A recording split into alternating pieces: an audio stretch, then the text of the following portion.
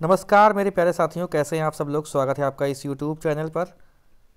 ये पेपर जो है वो 17 फरवरी का फर्स्ट मीटिंग का पेपर है, जिसको मैंने हिंदी का सॉल्व किया है।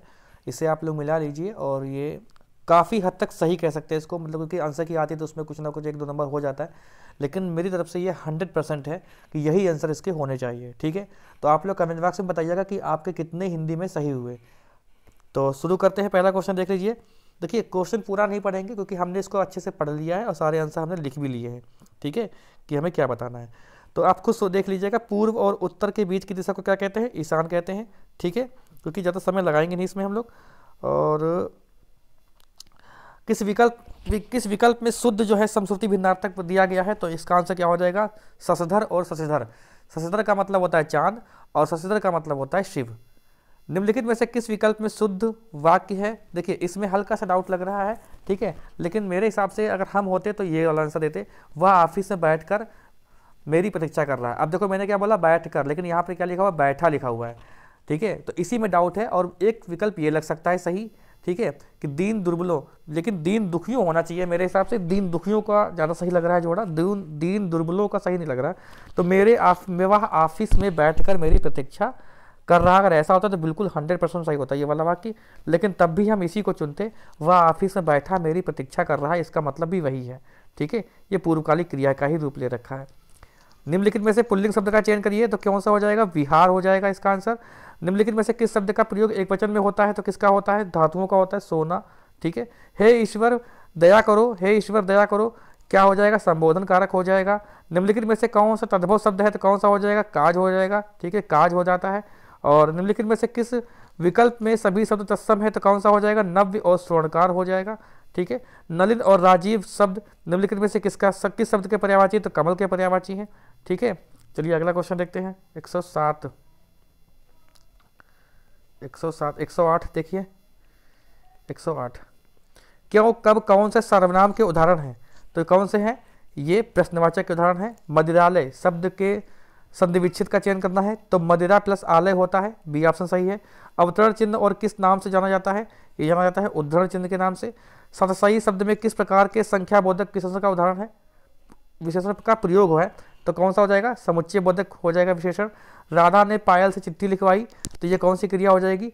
पैनाथिक क्रिया हो जाएगी। चिल्लाहट में कौन सा प्रत्यय है? कौन सा प्रत्यय हो जाएगा? आहट प्रत्यय हो जाएगा। अभिभाषण शब्द का कौन सा उपसर्ग है? तो ये कौन सा है? डी ऑप्शन अभी है।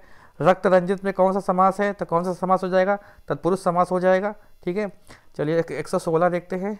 116 क्वेश्चन है कि परोक्ष का विलोम क्या होगा? परोक्ष का विलोम होगा प्रत्यक्ष। बी ऑप्शन सही है इसका। और चमड़ी जाए पर दमड़ी ना जाए, लोकत्ति का अर्थ क्या होता है? इसका अर्थ होता है अत्यधिक कंजूस होना। डी ऑप्शन सही है। क्रोध किस रस का स्थायी भाव है? तो ये रौद्र रस का स्थायी भाव है। सोरठा के द्वितीय और चतुर्थ चरण में कितनी मात्राएं होती है? दोहे का उल्टा होता है, यानी दोहा होता है 13-11 और सोरठा होता है 11-13। यानी दूसरा और चौथा कौन सा हो जाएगा? ए ऑप्शन सही हो जाएगा, 13-13 हो जाएगा। ठीक है, निम्नलिखित में से किस अलंकार में समान धर्म का होना अनिवार्य है? तो ये इसका उत्तर उपमा अलंकार होना चाहिए। ठीक है, यही होगा। निम्नलिखित में से भाग शब्द का अनेकार्थक शब्द विकल्प में से कौन सा नहीं होगा?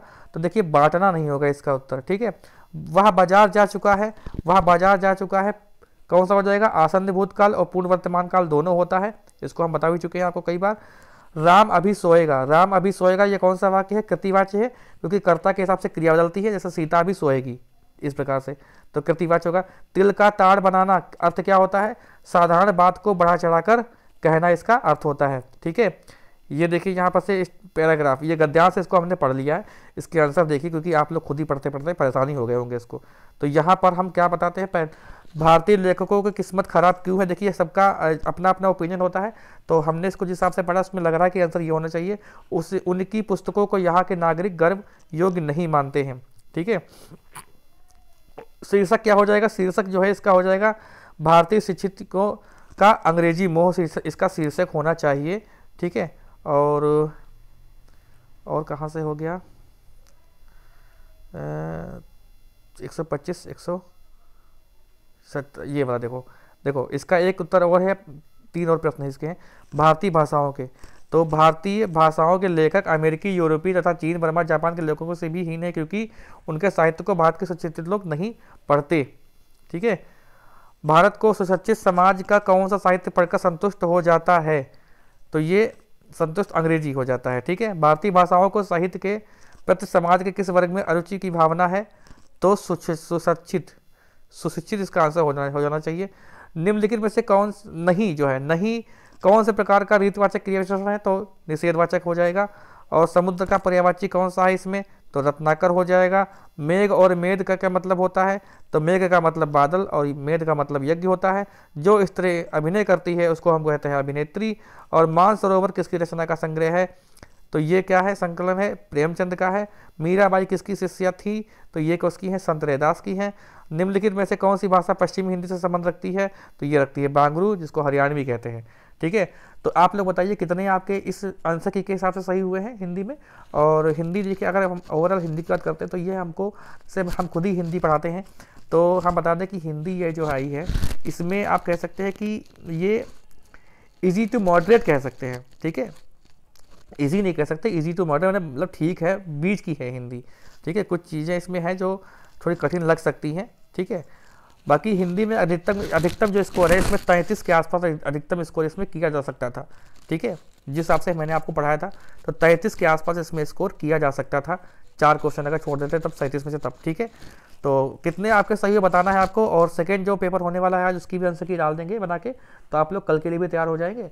और कोई क्वेश्चन पे डाउट है तो आपके लिए कमेंट बॉक्स खुला है, आप लोग कमेंट करके अपना डाउट पूछ सकते हैं। और ये जो मैंने गद्यांश के जो आंसर बताए हैं, ये इसकी जो एक जो सटीकता है, सटीकता इसकी हम मानते हैं 95%। ठीक है। बाकी जो आंसर जो हमने बताए हैं उसमें एक आंसर हो सकता है, इधर तो हो सकता है, लेकिन तब भी अपने हिसाब से मैंने उसको 100% देने की कोशिश की है। ठीक है। तो चैनल पे जो लोग नए हैं वो कृपया सब्सक्राइब कर ले, बेल आइकन दबा दें, जिससे वीडियो का नोटिफिकेशन मिलता रहे। और वीडियो को लाइक कर दें, वीडियो को शेयर कर दें। मिलते हैं नेक्स्ट वीडियो में।